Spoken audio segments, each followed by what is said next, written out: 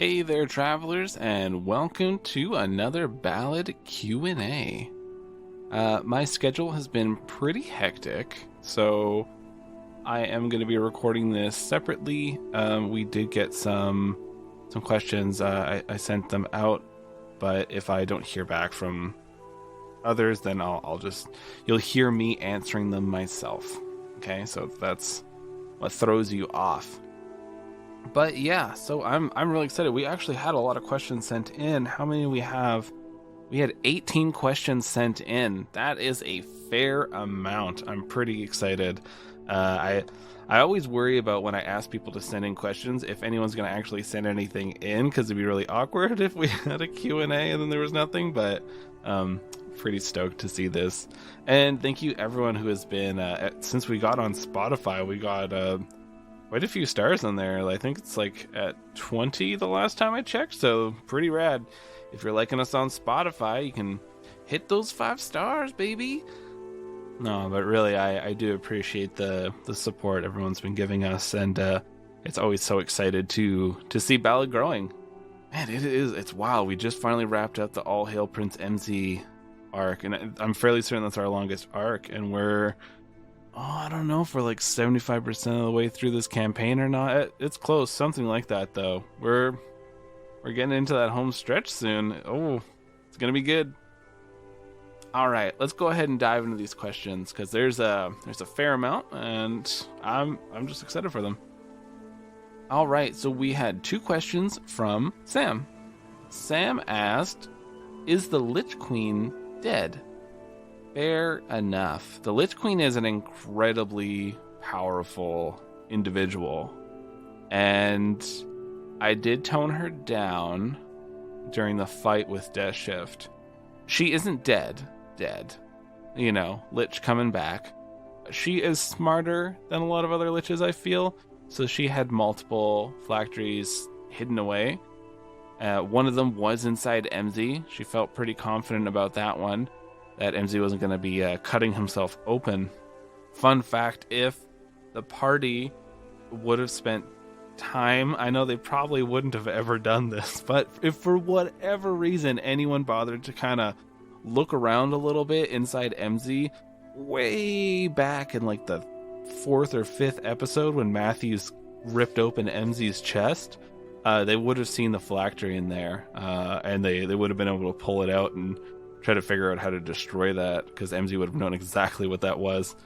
Yeah, I've been sitting on this one for a long time. But no, the Lich Queen is not dead, but she is weakened a fair amount, because when you lose a portion of your soul and you're connected to the arcane, I feel like that's where a lot of like your connection comes to your power base. So the Lich Queen has been dethroned and she's been weakened, but she's not dead, and she's going to take a while to recover. And Sam's other question: what is Father Matthews? Father Matthews is a ghoul. So I know in normal D&D, ghouls are like those undead that they're always hungry. They're always trying to eat pretty much everything. They're cursed with like a eternal ravaging hunger. They just want to rip everything apart. So with Matthews and the ghouls in our world, what they are is people who've had too much interaction with the Far Realms. And I mean too much, because like you can have a warlock who has like a Far Realms patron, right? And they get a little weird. But like these are people who are like living there, spent too much time. And so Matthews has spent more than a lot of time there. I don't want to give anything away because there's more to come up about Matthews, but ghouls are essentially people who've had too much interaction with the Far Realms and generally have spent some time living in that kind of section of reality. And so the Far Realms itself has twisted their human nature into, or whatever species they were before, into a ghoul. So yeah, I guess like in any species could become a ghoul technically. But yeah. Thanks for sending those in, Sam. We have some more here. This one is from, I believe how to pronounce your name is Inga. If I get your name wrong, I mean, you got my email, right? Send an email in and tell me how to pronounce your name, and I could always go back and do some fixes. All right, so the first question here. How did you feel about Draxir dying when Ronnie couldn't heal him? Me personally, like as Jason, I kind of thought it was funny overall, because it's sort of like, yeah, that's Ronnie, you know. It was sort of my mistake as a player to assume that Ronnie would have any real ability at all to use like the tools on Draxir's hand, for one, and two, it's kind of just like Ronnie's character type, you know, to be completely chaotic. Like that's literally who Ronnie is. So, as a person, as a player, I just find it kind of funny overall. It is what it is, you know. And then Draxir gets like a little bit of that, but not so much like actually laughing, obviously, because his life kind of hangs in the balance of stuff like that not happening. But when it comes down to like his in-game feeling, I think the party had been together long enough at that point where he'd kind of forgive it, because it's like, well, I think you're doing the best that you can, but it's a major piss off, you know, like this is a big deal. Don't be fucking up like this again, kind of thing. Is be more like a disappointed father, I guess, more than anything. Even though Ronnie's not necessarily like a child figure to him, I guess Draxir kind of has that sort of instinct with most people who he feels don't act in super mature ways, and I think Ronnie doesn't act like a fully mature person in a good number of ways. So that's probably why he would see him that way. Why does Ronnie always want to mess things up? So when Evan first created Ronnie, I might have talked about this before, when we're doing character creation and everyone's telling me about like the heroes they wanted to create and stuff like that, and their cool storylines. Evan's requirement was that Ronnie would always never be a hero. He'd always be kind of like a bit of a goof, a little bit of a mess up. Like he'll always kind of mess things up on himself. Every time he thinks he's like, all things are coming up Ronnie, he does something that just really screws himself over. And Evan wanted that to be a constant with Ronnie, and that's why I decided that Ronnie would be like the chosen of chaos, right? Because he's so chaotic, and there's so much chaotic energy around him that he just can't have things be stable for him. Things really work out. So that's why Ronnie always wants to do something weird, try something different, ends up messing things up, causing problems for himself, is because that's the direction that Evan really wanted for Ronnie, and he does a good job of it, I'll say that much. Why didn't Ronnie heal Draxir? So this Ronnie, so Bard Ronnie, the Ronnie who stayed behind in Geldspar, he has Cure Wounds, right? And other little healing spells, just like everyone else in the damn party. But this Ronnie does not, as he's actually a rogue. He doesn't have access to any cure spells. He's only, I don't remember what level. This actually ties into the other question Inga had. What level is this other Ronnie? We've been calling Cloney for a while. But Cloney is a rogue, like a shadow thief or a spell thief or something like that, and is only at level 3 or 4. So that's why, like, Ronnie's been really lucky and hasn't been hit by anything while he's been this other Ronnie. But the moment that he's hit, like 1 or 2 hits is just going to take him out, and it's going to throw everyone off by a lot. But yeah, the reason he didn't heal Draxir is he didn't have any healing spells, and he doesn't know how to read. So he couldn't read the instructions on how to use Draxir's arm, and then, luck of the dice. That's what ended up happening for Draxir. Thank you for sending those questions in, Inga. And once again, I hope I got your name right. We have here from Alex. What inspired me to make Draxir's story about being separated from his wife and children? Most of it is just that it's kind of like a different thing. I don't listen to a ton of TTRPG podcasts. Kind of mostly the ones that worked with and collaborate with Ballad. I just kind of pay my respects by listening to them too, and they're usually quite good. But in those and ours too, there's not a lot of cases where characters sort of have a family by default that they're kind of supporting. If that makes sense, like they're usually sort of on their own, or their family's not that dependent on them. And I think in this case it kind of raised the stakes, made it more interesting. And I think it's also like me in real life, like I want to have a family someday, so I guess maybe it was sort of subconsciously like an exercise in trying to explore what that's like. I don't know if I didn't do that fully consciously, but I think there's a little bit of that in there when I kind of reflect on it.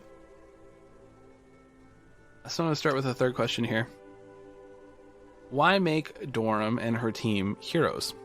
I made Dorum and her team like previous heroes because the whole campaign around this Ballad of the Chosen Few campaign that we're playing through, it all revolves around the monster within. Everyone has the potential for good, just like they have the potential for evil, right? And there are no truly evil beings aside from the few like demons and devils and certain entities that literally just dwell in hell. Other creatures, like an orc or a drow or a human or an elf, they all have the same potential for good and evil. It's nurture, not nature. And so I wanted to show how heroes could really rise up to the top and become something remarkable, become something amazing. And it was that easy for those heroes to fall. And it wasn't necessarily because those heroes wanted to be bad. They were infected by Azathoth and corrupted and turned, but it just showed like this is who they also could have been. So I wanted to kind of showcase that, just like how the Chosen can turn into corrupted, right? These are all heroes. These are all people trying to do the right thing, or at least for the most part, and they have just as much potential of becoming this ultimate monster that could wipe things out, like Noir turning into Oblivion. I thought was a really good one, as Noir was this powerful rogue-like character, and they were upbeat and happy and traveling with Gaia, and they ended up just becoming a huge thorn in the party's side just because of a simple, I wouldn't call it a misstep what the party did. They had a very clever plan. It just was an unfortunate accident, was all. So yeah, the reason I made them to be heroes was because to show that even great heroes can fall into something darker, and vice versa can also happen, right? These other two questions are a little bit of a longer conversation. Are there plans for a second campaign? Yeah, I'd like to do a second campaign for sure. Whether that would be both streamed, and then I'd take the audio from when we'd stream and then turn it into the campaign, or if it would just be a podcast. I'm unsure. I'd probably lean towards the streaming thing because we're getting a really good feedback on the stream, which is awesome. A lot of people coming in and interacting, which is cool. But there definitely will be a second campaign, and this one was definitely a lot of work and was very long. I made a lot of mistakes along the way, I felt. I love the story. Absolutely love it. Pride and joy, and I'm amazed we got to finish the campaigns. First time after 15 years playing this dice game. But yeah, I definitely want a second campaign. What that will be, we'll have to see. I don't know how much it'll be tied into the Chosen. Probably fairly loosely. If anything, it'll be tied in more to like Death Shift stuff after. Like what they get up to, that kind of thing. And will everyone from the first campaign be in the second campaign? Probably not. And to be honest, I would say that most people from the first campaign, not everyone, but most of them, weren't stoked about it being recorded. They had fun. We all had fun with this campaign. We all had a good time. The professional aspect wasn't a huge thing for a lot of people. They just wanted to play the game, and that's fine, right? And that's one thing I always try to tell people who want to create an actual play. or who want to like drag a bunch of friends into an actual play, don't drag anyone in. Never drag anyone in. Only bring in people who want to be there.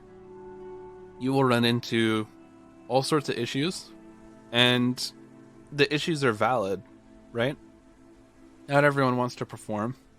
Not everyone wants to record or feel like they're on. When you're recording, there is a certain level of stress added to it, right?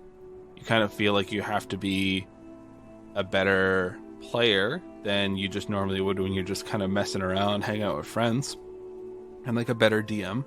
So I think not everyone would be there. Maybe Jason, because Jason's in our stream game. If Jason wants to definitely play more, and if others wanted to, I'd be open. I'd probably end up having a casting call is what I would probably do, so that it would just capture people who really want to be there. And I feel like that's very important, because when you have people who want to be there, they'll show up to that recording session. There won't be conflicts about having it recorded. There won't be issues about having guests on or anything like that. And these are things that I ran into, and I had a lot of trouble working through them. And like I said before, it was all valid reasons. This isn't for everyone. I love performing, and I love doing this. So absolutely stoked, but I don't think that everyone will be there in the second campaign. So sorry if that disappointed you. I love these guys. They're all good friends of mine, and this has been a lot of fun to make. But sorry if that disappointed you that they all won't be there. But who knows who will be, right? So thank you for sending those in, Alex. Now I'm fairly certain I got this name down, but I have some more from Miguel. So Miguel asks, what setting did you get the dwarves with the metal arms from? Those are Umberto's personal creation, actually. He whipped that up. He got very excited and was sending me a million texts about the whole concept. But yeah, that is all from Umberto's mind. Yeah, we didn't pull those from any setting. That is completely homebrewed. And I actually integrated it into our homebrew world of Loch Realta. So Bordon's home of Mons Regnum is actually a main staple. What happens if someone's character loses all their lives? Would you let them play a new character? This is a tricky one, because it is possible, right? I don't want to spoil anything. If a player lost, their character lost all their lives, then what would happen to them is their character would become a monster. And I would control that monster. I'd probably have to get them to do a bunch of lines, like voice lines, or whenever that person would talk. But they would become an antagonist that would hunt after the rest of Death Shift. And they would be incredibly powerful too, right? So that is what would happen if they lost all their lives. And would I let them play a new character? Yeah. I mean, it's totally up to them. If a player said, I was really invested in this character, I really wanted to play this one, and I'm upset they're dead, and I don't think I want to keep playing, then I'd be okay with that. And that is, a player's choice. But if a player said, hey, that sucked, still upset about it, not stoked, but I want to keep playing with you guys and I want to play a different character, then I am equally okay with that. Don't want to spoil anything, but yeah. And how long has Robert planned MZ being a prince? Very early on, I think. If not when he was making his character, then very shortly after he made his character is when it was decided that MZ would be the biological son to the Githyanki Lich Queen. The reason that, because she is old, very old, and MZ isn't that old. So what she did was, when she was still alive, she had a son, but kept him in the material plane as a baby, so he could never age. And he was never aware that he was just this baby for all this time because his mental capacity never developed. So this baby was taken care of in secret until shortly before the Ballad game, and then MZ was brought to the material plane to age. And then MZ ended up aging and becoming a full adult, entering the army, and then the Githyanki Queen made the illusion of adopting him into the family. And yeah, MZ didn't know at first that he was originally her son. He thought he was just, someone she took a liking to and adopted as her son. So it's been planned from very early on that I had 2 players who wanted to be princes. Yeah, so, this is probably the most princes I've ever had in a game. I don't think I've ever actually had anyone play a prince before, so 2 princes, 1 party. Thank you, Miguel, for sending those in. And this is from, I hope I'm pronouncing this right, Zia. Like I said, if I'm not pronouncing your name properly, send me an email and tell me how to pronounce it, and I will come back and I will correct these. But Zia asked, I thought the fight with Yegditha would be a lot harder. Why was he that weak if he was a god? Yes, the Yegditha fight wasn't like fighting a god out of one of the rule books. Yegditha had been weakened greatly by Matthews and used Kelsar as a vessel to just recover inside Kelsar and kind of work. And that's why Yegditha had a hard time controlling Kelsar, because Yegditha was weak. If Yegditha was at full strength, Kelsar would just be gone. Just be consumed into Yegditha. Kelsar and friends, they were able to defeat Yegditha because they were still in a weakened state. They were stronger than they were at the beginning of the campaign, but they still needed a lot of time, and a lot of their worshippers actually were killed. So even a lot of their power base was gone. When a god loses most of their worshippers, then they are a lot weaker as well. So I tried to make Yegditha tough. Basically, I gave it everything Kelsar had, and I increased the hit points by quite a bit. And the party was able to still take Yegditha down. So I wanted it to be an option because Brent, when proposing the idea of Kelsar and this whole situation, like the deity in their head and stuff, there was always going to be the card on the table of Kelsar confronting Yegditha and having a battle.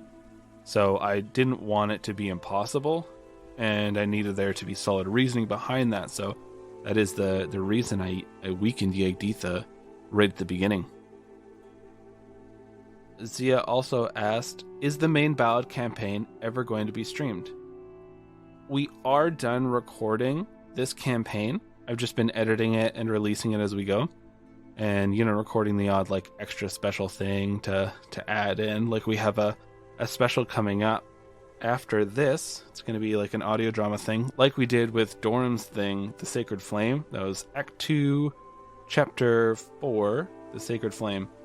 Yeah, so that we had that an audio drama, and this too will be an audio drama dipping into Draxir's home and kind of stuff that's going on there. And I wanted to fill in some gaps. This campaign in particular will never be streamed because it's already been done. But the second campaign, like I mentioned before, there's a high chance that we will stream that one. Because, reach a bigger audience. Also, I love podcasting because I can add the sound effects, I can add the music, I can take my time, I can make it just how I want it. And with streaming, a lot of it is really on the go and very, very stressful in that regard. It kind of requires a certain level of perfection, like being in the theater, right? That people need to know their lines. Audience isn't going to wait for you to get things set up. You just have to be ready to go and be entertaining. And it's improv, so even better. But I do love seeing the audience interaction directly while the episode's happening. It's a lot of fun. Whereas podcasting, you don't really see that a whole lot. I wish you did. I wish there was some way. I know on Podchaser you can review individual episodes, but I think only one person did that for 2 of our episodes. So if you ever want to do that, that'd be remarkable, and I'd be really floored to see anyone reviewing our individual episodes and giving some feedback, giving them some thoughts. So if you want to do that, head on over to Podchaser. Don't tear me apart, but give me your honest thoughts. Yeah, so main campaign right now won't be streamed. But, near future, probably. And then the third question, does it annoy you to have Uhtred blow up so often? The heck of a question. It is a little annoying because, that's sort of like the major feature of the type of artificer that Draxier was. However, he's pretty capable even without Uhtred. Like, it's not absolutely necessary to have Uhtred for everything. I kind of knew this going into it because, like, I looked at the stat block for, the Steel Defender, and they're not super tanky. They're not really meant to be, like, an extra entire character. It's sort of like a quarter to, like, a half of an extra character that you control. I think Uhtred had plenty of utility, though, like... so as a player, a little bit annoyed. It would be nice if Uhtred was a little bit more effective, but at the end of the day, like, Uhtred did what you're supposed to do, and that's kind of the reason why, like, I guess character development wise, Draxier's like a little bit detached from Uhtred. It's not like a super, super close companion. It's just like, yeah, this is this automaton that sort of serves me and helps me out. I do care about it, being that it is my main source of help. But at the same time, it's not the end of the world if something happens, because I realize, like, you're going to build, crash, rebuild. It's sort of like, if you've ever done an unmanned aerial vehicle or drone project, that's very much what Uhtred is like. Oh, I knew what to expect. Would have been nice to have more utility, but, I'm not super annoyed or super bummed out about it. I'd probably add that from Draxier's perspective, it's probably about as annoying as if you're like a little more technical, in a sense of like, can you build a computer?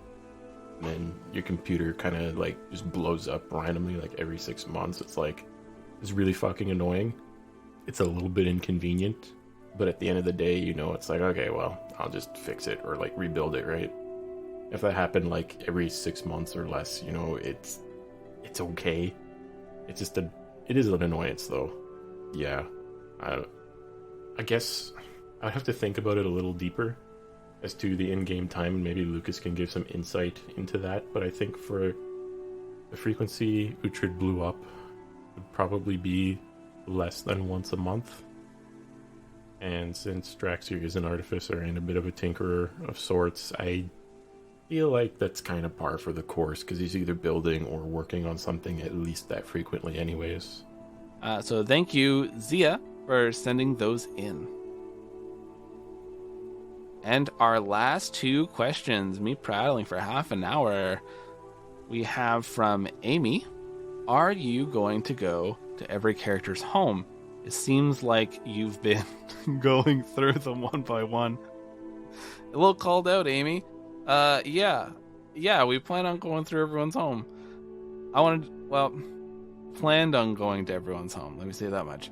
I really wanted to showcase a little bit from every group, and like we have obviously All Hail Prince Emsy was our step into Emsy's home, and Sins of the Silver Shield was us going to Kelsar's home, and there's another one about Ronnie's home and Draxier's, and there's going to be one about Bordon's. I wanted to give the opportunity to really showcase this world creation, because the places everybody created was so unique. I just loved them a lot, and I wanted to show it off more, right? Don't just let it kind of sit in the dark. So yeah, you are right, Amy. You did catch on what I'm doing. I am going through each group's home. And this one is, are you already recording your second campaign, and will it take place in the Forgotten Realms again? No, we're not recording our second campaign yet. I mean, technically we're playing Rise of Nyarlathotep on our streamed Twitch channel, so if you want to check out more Ballad stuff, like, we have that going on. It's also on YouTube if you just want to like put it in the background and like while you work or something. I mean, that's an option. But we aren't recording technically our second podcast campaign yet. My plan is, once I have all of this stuff edited, then I can put myself in that headspace to think about getting that second campaign rolling. But right now I just have too much on my plate, so I don't want to kind of overwhelm myself with too many things to do, because that leads to burnout, unfortunately. And no, it will not be in the Forgotten Realms. I am shredding the Forgotten Realms to pieces. It is the place we played all while growing up and playing D&D. We always played in the Forgotten Realms. We always played in Sanctuary and Waterdeep and Baldur's Gate, traveling around, sometimes in Cormyr. We would really just explore the whole thing, and we played so much in the Forgotten Realms. I enjoyed it, but I felt constrained there. There's so much lore. There's so much very, like, pertinent information, and, like, this happened, and this happened, like, the timelines. And that's fine. That's cool, because I always love learning more about, you know, these fantasy worlds and stuff. But I, as a DM, felt in turn kind of constrained to, like, play by the rules of how they set up the Forgotten Realms. And I've broken so many of those already with Ballad, but, you know, like, I still felt constrained in, like, I feel like I'm playing in somebody else's playground kind of thing like that. So me and my spouse, Michelle, who voices Dorum, we created a homebrew world called Loch Raelta, and that's where Rise of Nyarlathotep is taking place. And it's wild. It's filled with a lot of horror. It's filled with a lot of, like, it is like medieval based, but there are a lot of traces of hyper advanced technology. Think of it like a soft apocalypse, right? Like, everything went bad, and now the planet's kind of fixing itself and moving forward. So there's, like, times where they'll discover, like, an abandoned research facility, and they don't know what anything in there does. Or there are robotic beings that wander around the planet called automata that just keep performing tasks that they've been told to do for the last 2,000, 3,000 years. And so there's a lot of stuff like that. A giant floating machine up in the sky that's controlling the weather and keeping things safe. So we won't be playing in the Forgotten Realms again. Instead, I am definitely going to be taking it to our homebrew world. It is so much fun, and I really want all of you who listen to Ballad 7 Dice to experience that world, because we put a lot of work into it, and it's really weird and wonderful and high fantasy goodness, and there are absolutely terrifying things there, but there are absolutely beautiful things, and I feel so free running it because it's being created while I'm playing in it, and it's such a freeing feeling. I wish we did homebrew right in the beginning, but I went to the Forgotten Realms because that's just what we always did. So I felt the most comfortable doing that, and that's why we started the campaign there. Whew. So I have been chatting your ear off for the last half an hour. If other players did record their answers to these questions, then you will have heard their voice. But if you heard mine, then, I mean, everyone's schedule is very busy lately. But yeah, you know how it goes. Especially in this pandemic time, everyone's home, but we're all weirdly more busy. Like, we're all working more for some reason. It's such a weird state. That fun stress brain. But everyone, thank you so much for sending in these questions. I am thrilled we got so many. It's probably the most questions we've ever got for a QA, and that's cool as hell.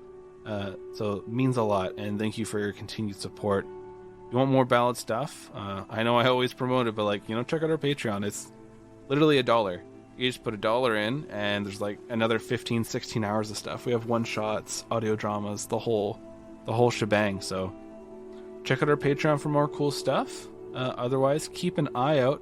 We have a lot of things on the go. Like I mentioned, the next episode may take 3 weeks after this to come out, just because I have a lot of people recording lines. It's going to be, I think, like a 10 or 11 person production. So it's all going to be about Draxir's homeworld, Haymore. So that is going to be super cool. Look forward to that. I love doing these audio drama bits and having the TTRPG community kind of come together. It's very, very neat. Until next time, dear travelers, stay safe, take care of yourself in this stressful time, and look after your loved ones and family. Until then, I'll see you next time. I bid you all adieu.